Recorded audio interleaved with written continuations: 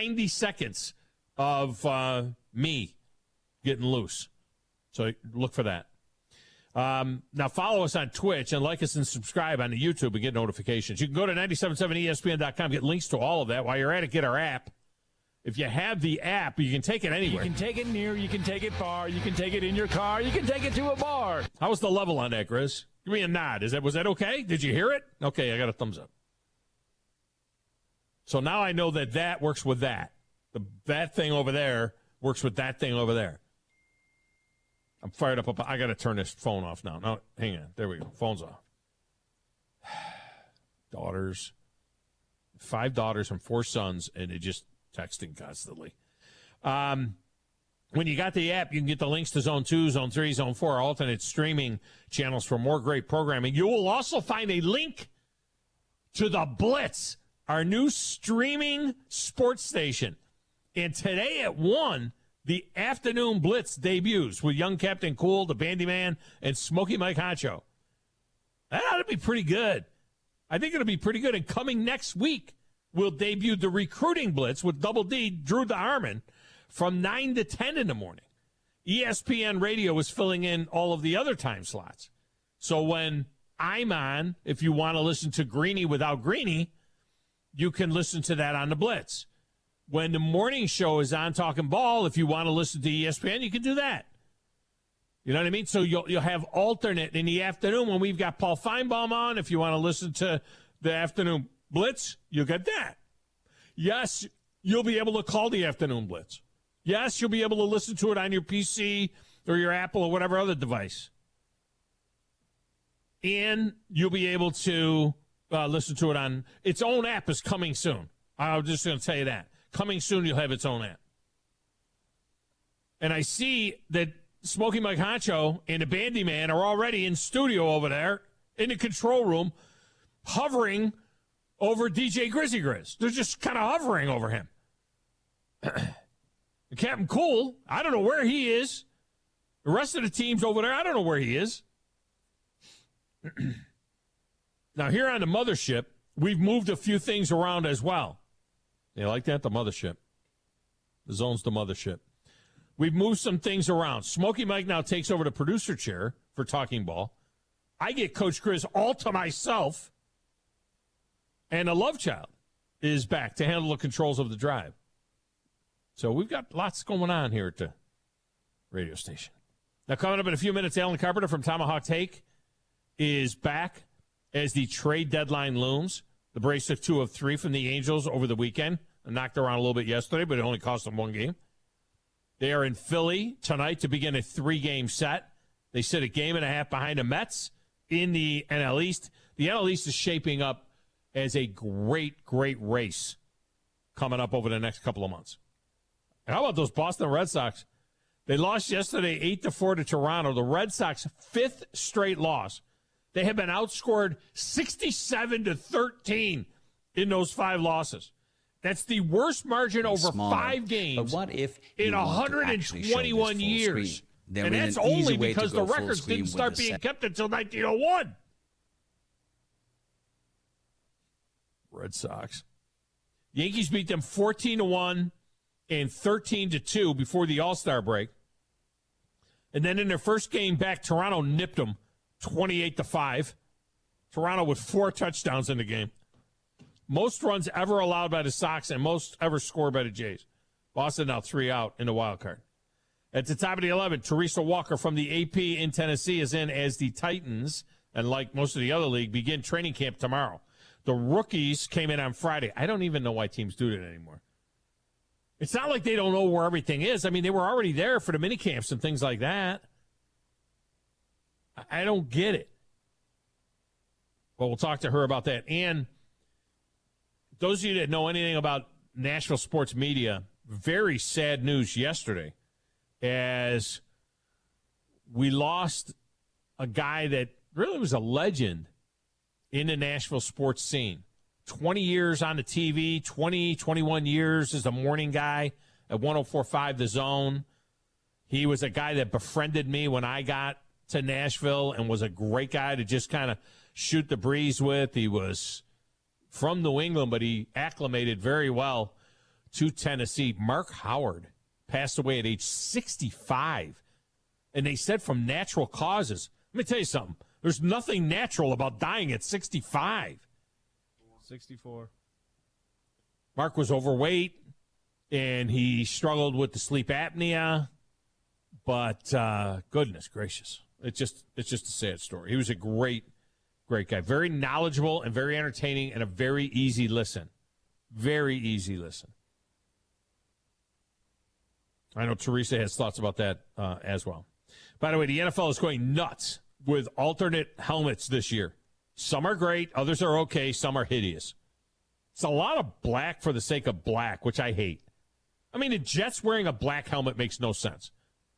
The Jets' only alternate helmet should be white with 2 green stripes on it and the Joe Namath logo on the side. That's it.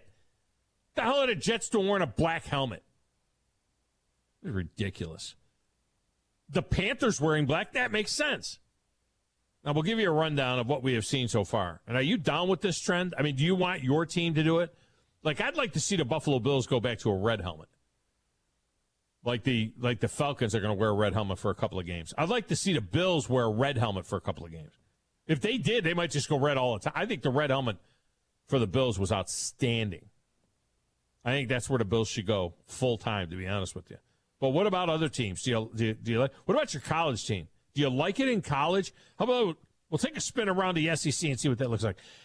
I like when the Georgia Bulldogs wear their black jerseys. And I'm a traditionalist. I'm a big-time traditionalist. I wouldn't want to see Georgia in a black helmet.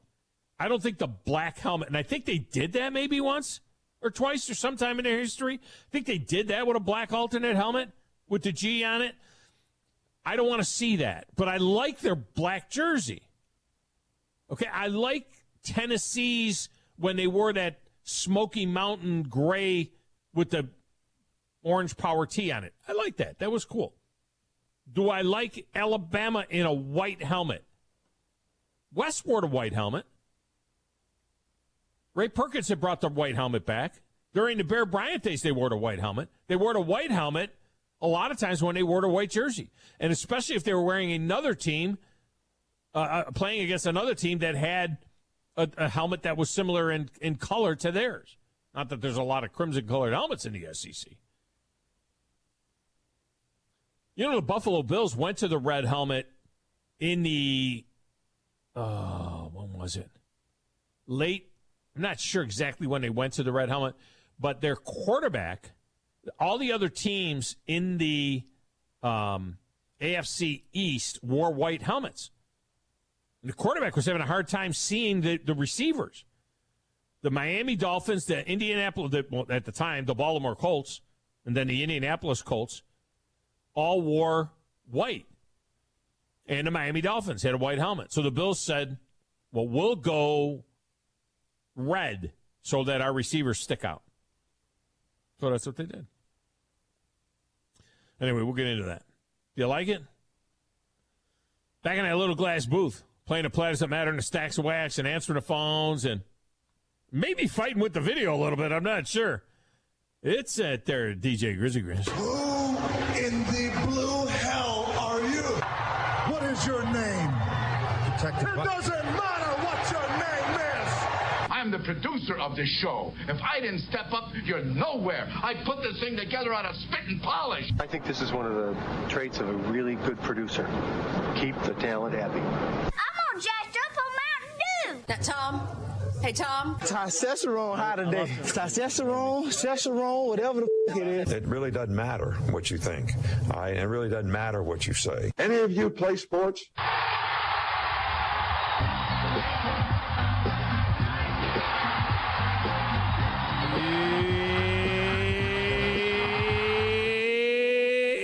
Chris, what the heck is going on? I was just trying to fix the audio or the video from the Zoom stream, and it's just not working with OBS. And I had to reset and get us back on, and now I've got us back up now. Oh, are we back up? Yeah. I needed 4 or 5 people in here to kind of help me do this. So I just needed more hands to kind of you needed nobody. Look, to make it worse. One thing I know about you, you need nobody when it comes to that stuff. No, Nobody it's is going to help you with that. It's just a crazy morning. We're trying new things. We're trying to throw all this stuff at one time. We're trying to get everything rolling. That's why you got Steve back behind me trying to fix some stuff as well. This is the time. Steve's not working on no video. I mean, he's not working on no video. What's Steve working on? Blitz? Is he working on Blitz stuff? Is that what he's doing over there? I mean, I can see that. Got to work, man. Yeah. Well, you got to get everything going. Yeah, it's weird because I went to the Twitch to look for the Twitch channel. Yeah. And I think because my computer has it saved as the old 97.7 ESPN The Zone, it didn't come up. You got to go to Twitch TV /WZZN-TV. Is that correct? Yeah, because it'll remember it every time if you have it, obviously. And then you're just going to have to clear your history. Yeah. I'll have to do clear your search. Yeah. I'll have to do something with that to get it. And it does the same thing on ESPN or on YouTube too. So if you search 977 ESPN, it actually will go straight to it. I've tried to search it on WZZN TV, and it's gone to like other call letters, or it just searches for those letters on YouTube. Well, this is the time to do this stuff because see, they had the SEC Media Days. And then what happens after SEC Media Days is everybody's getting ready to go to camp. So we're kind of like in camp. You know what I mean? This is the us in camp. I'm changing boards out, doing all of this crazy stuff. So consider this being like camp a little bit. You know what I mean? And then it would make sense. So it's working again. And that's behind the scenes stuff when you say these different these different platforms that you use and everything else. Are you back to using like Restream or whatever it was? We've always been using that because that's a great way to go to. It's just basically to stream to separate out. I mean, you've got like 4 different outlets that you're going to. I see. So it's a lot better. But I mean, this is a lot nicer on our computer. Yeah. The other one kind of runs too much. Right. So all right. Well, whatever it is, I'm sure that you guys will get it fixed, and it'll be going really technology. Good. Now, we're learning it. Let me ask you a question. So, what's up? This morning, all right, now that you've been relieved of talking ball duties, so did you like sleep in to 7:30, 8 o'clock, go to Bubby's, have a little breakfast, come strolling into the studio at 9:40 or so? No, that will happen one morning, but no, I woke up at 5. Yeah. Took the dog out and then listened to the show and saw we were having some issues, and then I came up here. And then you came in. Yeah. Well, I mean, part of the idea was you said, what you said is that you would still come in around 7 just so you can get your office work done. You know what I mean? So that'll be good. Sure. You'll have that pressure off of you. And I'm happy to have you all myself, to be quite honest with you. I think that's not a bad thing. Well, the whole crew's here. Yeah, so. I see that. Well, no, except so you got us at any time if you need us. Yeah, I saw him walking around the halls here at the Doghouse Studio a little while ago. It's gonna be like that when we're rolling with the Blitz. So I mean, we're gonna have the whole crew here. Yeah, and a big crew it is. There's no doubt about it. And it's going to be interesting too. We're pulling back the curtain here a little bit, but it's going to be interesting too. Having shows come and go in the studio because it's the same studio that feeds the Blitz, that feeds the Zone. So it'll be kind of cool that way in terms of, it'll be a little bit of a cluster early on probably, but I bet within a week you guys have this system down and you'll be like, boom, hit the switch. Boom, no, we're going to be rolling. Yeah, trust me. You'll be rolling. Yeah. I mean, it'll be a piece of cake. You'll be rolling. Braves are still rolling, right? They took 2 out of 3, got whacked yesterday. And but outside of that, they get 2 out of 3, and now the trade deadline is coming, and it's going to be interesting to see if they're active or not. I don't know what they do. They're a game and a half out. They don't really need. It doesn't feel like they really need too much. They might want to do something, but it doesn't feel like they need too much. Yeah, we'll have to see what happens with Duvall being out with the wrist injury. Where do they look to maybe look around the outfield? Maybe another utility player or something like that. I think they're good when it comes to the actual lineup that they put out there. I mean, you could put Arcia anywhere, really. You could play him in left field if you needed to. So, and whenever Albies comes back, if that's mid-August or at the end of August, that's just going to bolster the infield even more. So hopefully you can move some guys around. Yeah, it'll be interesting to see what they do, but it's going to. I tell you what, you don't need any starting pitching. Knock on wood. So I think that the NL East is going to be the race of the summer. For the next 2 months. But it just seems like every time the Braves have a chance, it's just lose like that to the Angels and then be able to But have it's the chance okay. to take the. Oh yeah, I mean, definitely. Where were they last year at this time? They had to go get all of those other people. At this time last year, I think they were a couple games under. And they hadn't made their move. They might have started going. Did they start? I think they were tied. I think they were even or something. Yeah, I think they were just starting. I think it was 44 and 44 at the All-Star break or something like that. You mentioned Adam Duvall, gone for the season. Yes. Yeah. In case people don't know that Adam Duvall lost for the season, so we'll see what kind of deal that how that impacts them. All right, let's get a break. When we come back, Alan Carpenter will join us speaking about the Braves, and we'll talk to him about what's going on in Atlanta next, right here. It's the Thom Abraham Show on a Reaction Monday, 97.7 ESPN, The Zone.